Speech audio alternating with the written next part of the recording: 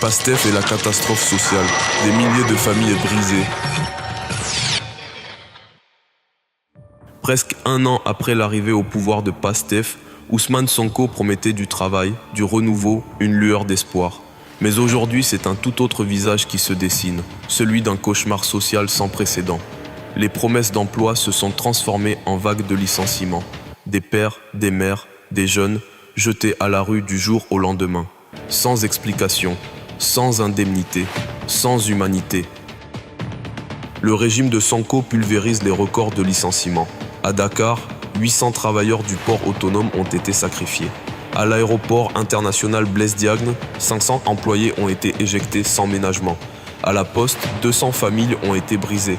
Le ministère du Pétrole a mis fin au contrat de 44 agents du jour au lendemain et à la CDC Habitat, 14 employés ont été licenciés sans raison valable. Et la liste s'allonge encore. La fermeture des bases militaires françaises a coûté 162 emplois.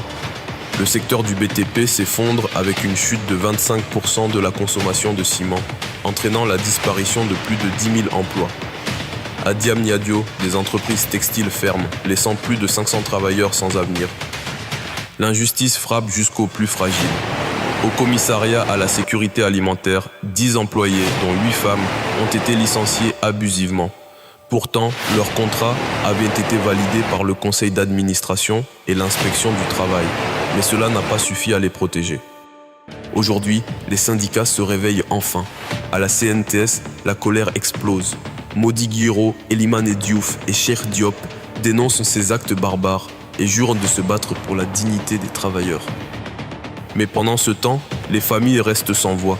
Les maisons se vident, les parents s'inquiètent. Les enfants ne comprennent pas pourquoi leur père ou leur mère ne rentrent plus du travail avec un sourire.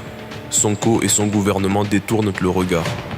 L'indifférence est totale, ce n'est plus une crise, c'est un effondrement social. Jusqu'où ira cette purge avant que le peuple ne se révolte ?